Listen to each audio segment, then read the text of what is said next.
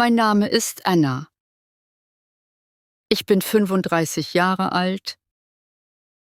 Ich bin seit 16 Jahren verheiratet. Mein Mann heißt Alan und er ist viel älter als ich. Er ist 52 Jahre alt. Wir haben 2 Töchter. Unsere erste Tochter ist 14 Jahre alt und die zweite ist erst 2 Jahre alt. Alan arbeitet außerhalb des Hauses und ich bleibe zu Hause, um mich um die Kinder zu kümmern und den Haushalt zu führen. Unser Leben ist nicht luxuriös, aber ruhig und normal. Zumindest dachte ich das früher. Alles änderte sich, als ich etwas entdeckte, das ich mir niemals hätte vorstellen können. Eines Tages erfuhr ich, dass Alan eine Freundin hatte. Ich konnte es nicht glauben.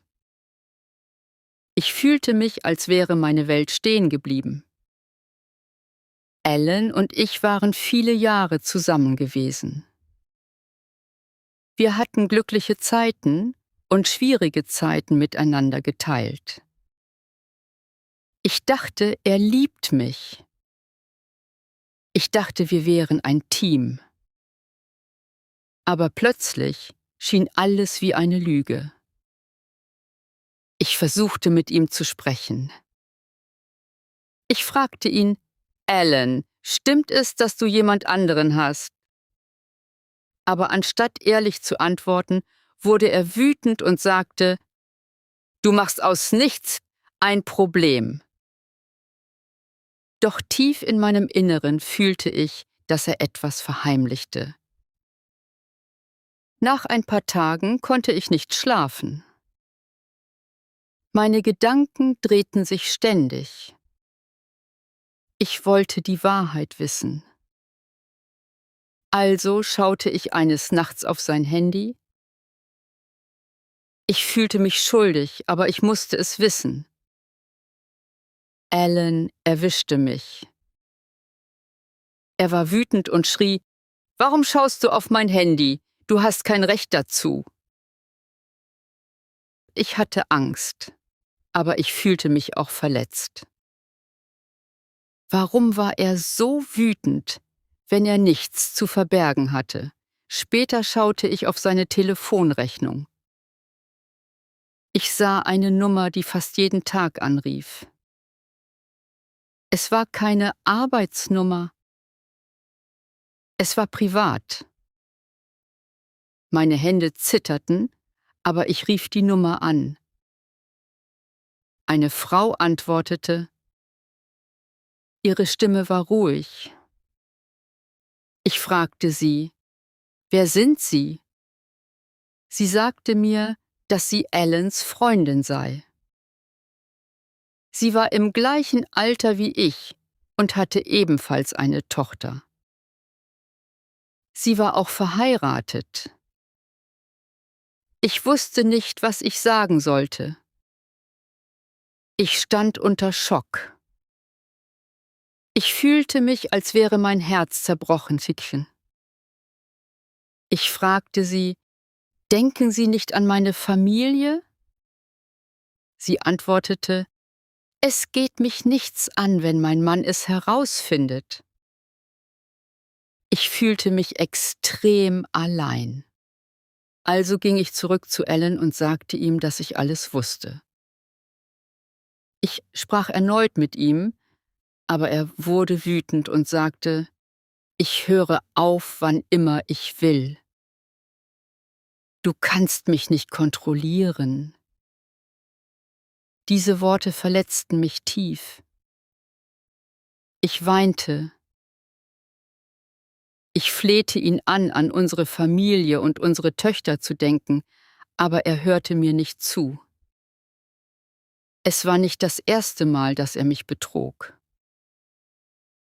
Als etwas Ähnliches nach der Geburt unserer ältesten Tochter passiert war, verzieh ich ihm. Ich dachte, es sei ein Fehler gewesen und wir hätten unser Leben weitergeführt. Aber jetzt passierte es wieder, und diesmal war es schlimmer. Im Moment arbeite ich nicht. Ich nahm Urlaub, um mich um unser Baby zu kümmern, und wir haben auch einen Kredit für unsere Wohnung. Die Wohnung läuft auf meinen Namen. Wir bezahlen beide dafür, aber bald werden die staatlichen Familienleistungen enden. Wir brauchen Allens Einkommen, um zu überleben. Er weiß das, und vielleicht denkt er deshalb, dass er Macht über mich hat. Er denkt, ich werde ihn nicht verlassen, weil ich es nicht kann. Und vielleicht hat er recht. Ich fühlte mich gefangen. Eines Tages sagte ich ihm: Du verletzt uns. Sogar unsere 14-jährige Tochter sprach mit ihm und sagte: Papa, bitte hör auf und komm zu uns zurück. Aber Allen wurde noch wütender.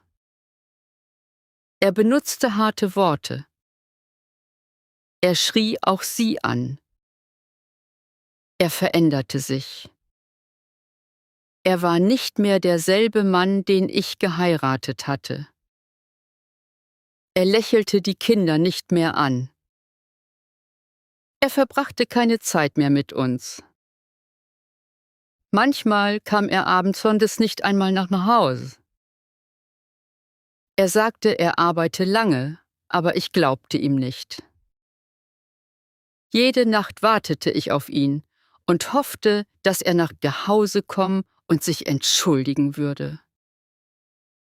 Aber stattdessen kam er wütend und kalt nach Hause. Eines Nachts sagte er mir, dass er auf eine Reise gehen wolle. Ich fragte ihn, ob ich auch mitkommen könne. Er sagte nein. Er wollte allein gehen. Mein Herz brach erneut. Dann bemerkte ich, dass er immer mehr Geld ausgab. Unser Bankkonto wurde immer leerer. Ich fragte ihn: Allen, wohin geht all dieses Geld? Er antwortete einfach: Mach dir keine Sorgen. Ich kümmere mich darum. Aber ich machte mir Sorgen. Ich schaute auf die Kontoauszüge. Da entdeckte ich die Wahrheit. Er kaufte teure Geschenke. Er ging in Luxusrestaurants. Er gab Geld nicht für uns aus, sondern für sie. Ich fühlte mich schrecklich, weil wir dieses Geld brauchten, um Essen zu kaufen und die Rechnungen für unsere Töchter zu bezahlen. Ich hörte auf zu schlafen. Ich konnte nicht essen. Ich war die ganze Zeit müde. Eines Tages ging ich zum Arzt. Sie sagte, Sie stehen unter zu viel Stress. Sie brauchen Ruhe. Aber wie konnte ich mich ausruhen? Mein Leben zerfiel. Sogar meine Tochter bemerkte es. Sie lachte nicht mehr. Sie wollte nicht mehr mit ihren Freunden ausgehen. Sie schämte sich für das, was ihr Vater tat. Sie verstand nicht, warum er uns so sehr verletzte. Unsere kleine Tochter verstand nicht, was geschah. Aber wenn ich ihr Gesicht ansah, machte ich mir Sorgen um ihre Zukunft. Ich wollte, dass sie in einer glücklichen Familie aufwächst, aber jetzt zerbrach unsere Familie. Ich erzählte meiner besten Freundin alles. Sie hörte mir schweigend zu und sagte dann: Vielleicht solltest du ihn verlassen. Aber wie konnte ich das tun? Ich hatte keine Arbeit. Ich konnte mich nicht allein um die Kinder kümmern. Ich brauchte seine Hilfe. Ich brauchte Zeit. Meine Familie sagte mir, ich solle stark bleiben. Sie sagten, vielleicht würde er sich ändern. Vielleicht würde er zurückkommen. Aber tief in meinem Inneren war ich nicht mehr sicher. Ich hatte Angst, dass er sich niemals ändern würde.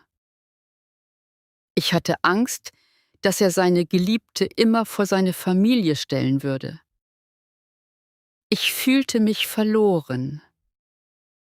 Ich fühlte mich, als hätte ich keine Kontrolle. Und trotzdem liebte ich ihn noch. Selbst nach all dem hoffte ein Teil von mir immer noch, dass er sich an uns erinnern würde. Ich wollte, dass er versteht, was er verliert.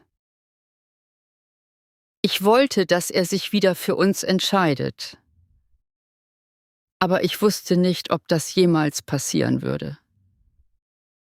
Eines Abends bereitete ich das Abendessen vor. Ich versuchte so zu tun, als wäre alles in Ordnung. Ich wartete darauf, dass Alan nach Hause kam, obwohl sich mein Herz schwer anfühlte. In letzter Zeit war er immer sehr spät nach Hause gekommen und ich wusste nicht wirklich, wo er war. Als er endlich ankam, sah er ernst aus. Er begrüßte mich nicht. Er lächelte nicht. Er setzte sich an den Tisch und sah mich an. Er sagte, „Wir müssen reden." Meine Hände begannen zu zittern. Leise fragte ich ihn, „Was ist los?" Er sah mir direkt in die Augen und sagte, „Ich liebe dich nicht mehr." Es fühlte sich an, als hätte mir jemand in die Brust geschlagen. Ein Teil von mir wusste es bereits, aber diese Worte zu hören, tat mehr weh als alles andere. Ich hatte gehofft. Ich hatte gewartet. Ich glaubte, dass er sich ändern würde, dass er zu mir und unseren Töchtern zurückkehren würde. Aber in diesem Moment verschwand mein letzter Funken Hoffnung. Ich stand auf. Ich konnte dort nicht bleiben und ihm zuhören. Mit zitternder Stimme fragte ich, „Und jetzt?" Alan sagte, „Ich gehe." Und plötzlich brach meine Welt zusammen. Er stand auf und begann seine Taschen zu packen. Ich saß auf dem Sofa und beobachtete ihn. Mein Gesicht war voller Tränen, aber ich wischte sie nicht weg. Ich konnte nicht glauben, dass es real war. Er öffnete den Schrank und nahm seine Kleidung, seine Bücher, seine Sachen, alles, was ihm gehörte.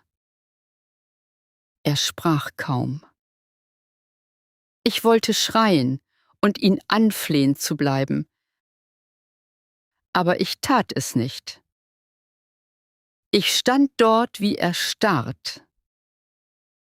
Er ging zu unseren Töchtern, umarmte sie, küsste sie auf die Stirn und flüsterte, „Es tut mir so leid."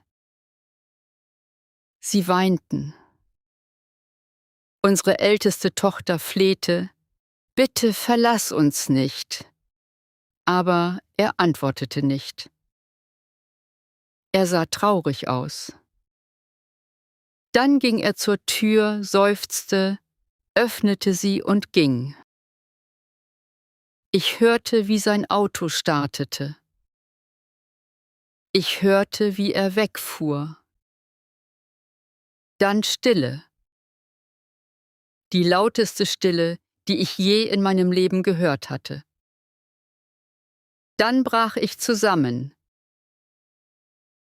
Ich weinte stärker als jemals zuvor. Mein ganzer Körper tat weh. Ich saß im Dunkeln, hielt ein Kissen fest und zitterte. Ich war allein. Mein Mann hatte mich verlassen. Meine Kinder litten und ich wusste nicht, was ich tun sollte. Am nächsten Morgen wachte ich früh auf. Ich streckte meine Hand über das Bett, aber es war leer. Dann erinnerte ich mich daran, dass er weg war. Ich wollte nicht essen. Ich wollte mich nicht bewegen. Jedes Mal, wenn ich meine Augen schloss, sah ich sein Gesicht. Ich hörte seine Worte immer wieder. Aber ich musste für die Kinder so tun. Ich musste lächeln. Ich tat so, als wäre ich stark. Ich musste ihre Mutter sein, obwohl ich innerlich zerbrochen war. An manchen Tagen nahm ich mein Handy in die Hand. Ich wollte ihm schreiben und fragen, wo er war und ob er an uns dachte.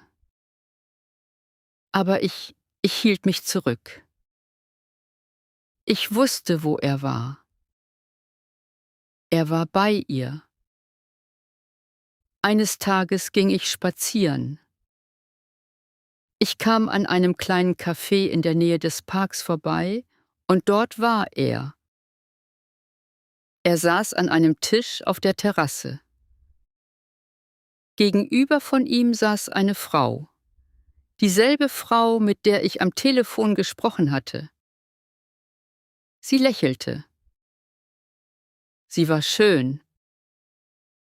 Alan sah glücklich aus.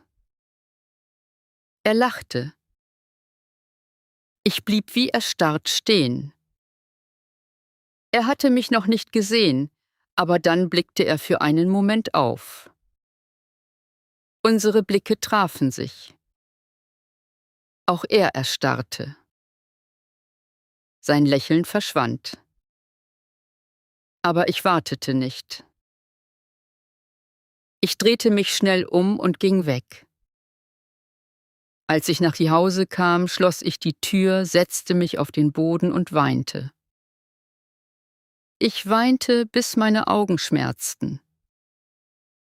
Ich weinte, bis ich keine Tränen mehr hatte. Er war wirklich weg. Er hatte jemand anderen gewählt. Und jetzt musste ich weitermachen. Ich sah mich in der Wohnung um. Die Bilder an den Wänden, die Spielsachen auf dem Boden, die Wäsche, die ich noch nicht zusammengelegt hatte. Das war jetzt mein Leben. Nur ich und die Kinder. Ich konnte nicht für immer zerbrochen bleiben. Meine Mädchen brauchten mich. Also nahm ich am nächsten Morgen meinen Ehering ab. Ich machte Frühstück. Ich half meiner ältesten Tochter, sich für die Schule fertig zu machen. Ich küsste mein Baby und gab ihr ihre Flasche. Dann setzte ich mich mit meinem Kaffee ans Fenster und spürte das Sonnenlicht auf meinem Gesicht. Es tat immer noch schrecklich weh. Ich wusste, dass es noch lange weh tun würde. Aber ich war noch hier. Und das bedeutete etwas. An diesem Tag, als meine Freundin mich besuchen kam, umarmte sie mich und sagte: „Ich bin stolz auf dich, du bist stark." Ich fühlte mich nicht stark. Aber vielleicht wurde ich mit der Zeit stärker, als ich dachte. Ich begann über kleine Dinge nachzudenken, die ich tun konnte.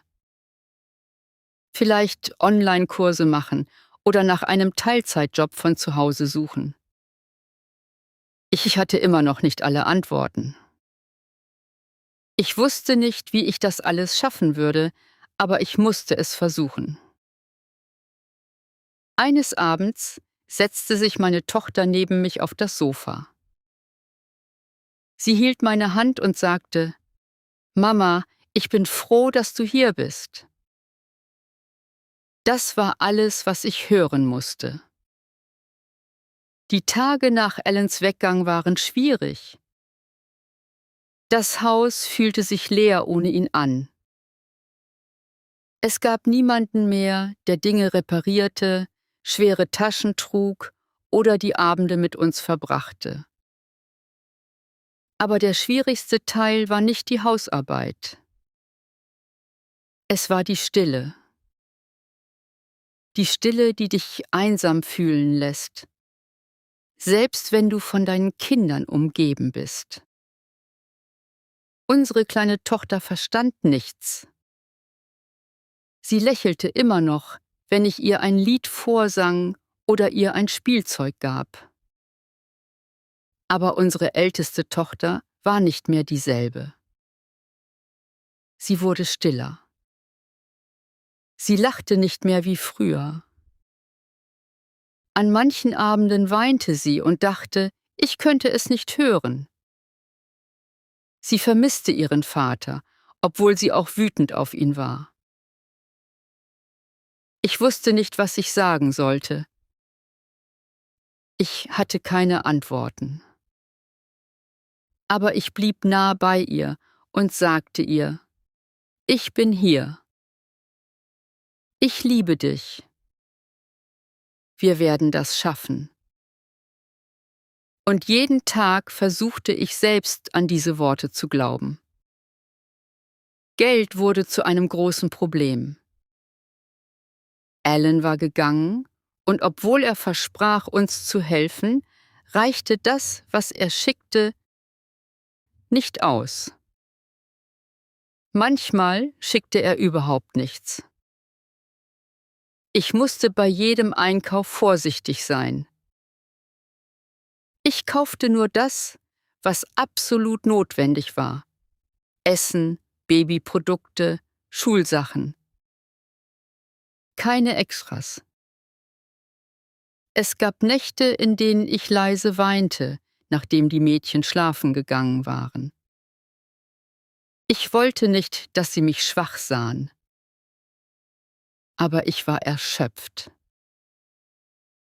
Trotzdem wachte ich jeden Morgen auf und begann wieder von vorne. Ich begann nach Möglichkeiten zu suchen, von zu Hause aus Geld zu verdienen.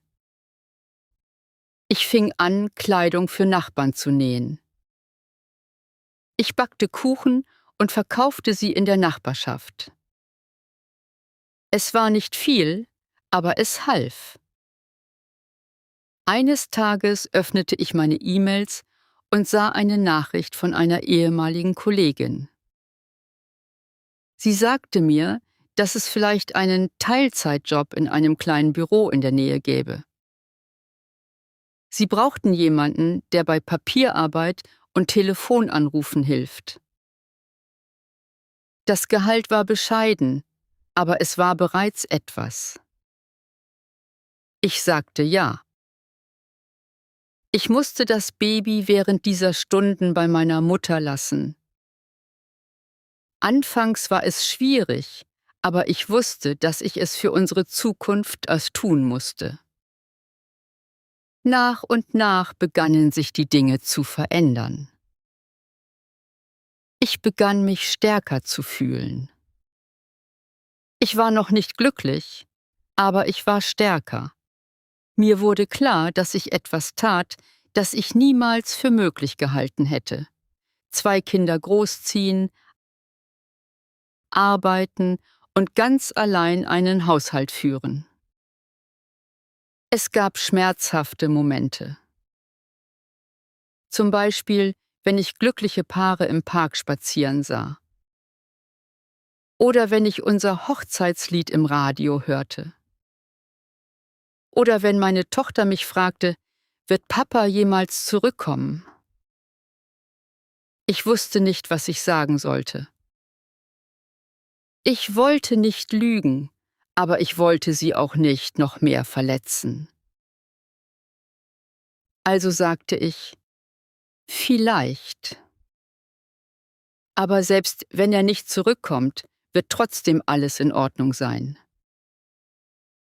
Manchmal rief Alan an. Seine Stimme klang anders, wie die Stimme eines Fremden. Er fragte nach den Mädchen, aber er fragte nie nach mir. Ich antwortete höflich. Ich weinte nicht mehr. Ich flehte ihn nicht mehr an, zurückzukommen. Ich hatte diese Hoffnung verloren. An einem Wochenende kam er, um die Mädchen abzuholen. Sie waren aufgeregt. Ich packte ihre Sachen und küsste sie zum Abschied. Sobald sie gegangen waren, blieb ich allein auf dem Balkon und beobachtete den Sonnenuntergang. Ich fühlte keine Eifersucht. Ich fühlte keinen Zorn.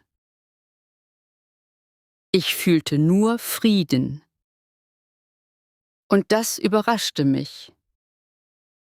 Später an diesem Abend holte ich tief Luft und öffnete eine alte Schachtel mit Fotos. Ich schaute mir unsere Hochzeitsbilder, Geburtstage und Familienurlaube an. Ich zerriss sie nicht. Ich warf sie nicht weg. Ich schaute sie einfach an und verabschiedete mich in meinem Herzen. Dieses Kapitel war vorbei. Jetzt musste ich mich auf etwas Neues konzentrieren. Ich trat einer kleinen Gruppe für alleinerziehende Mütter im Gemeindezentrum bei. Jeden Donnerstag trafen wir uns zum Reden. Manche weinten. Manche lachten. Manche teilten Ideen. Mit Frauen zusammen zu sein, die verstanden, was ich durchmachte, ließ mich weniger allein fühlen. Ich war nicht die Einzige, die das durchmachte.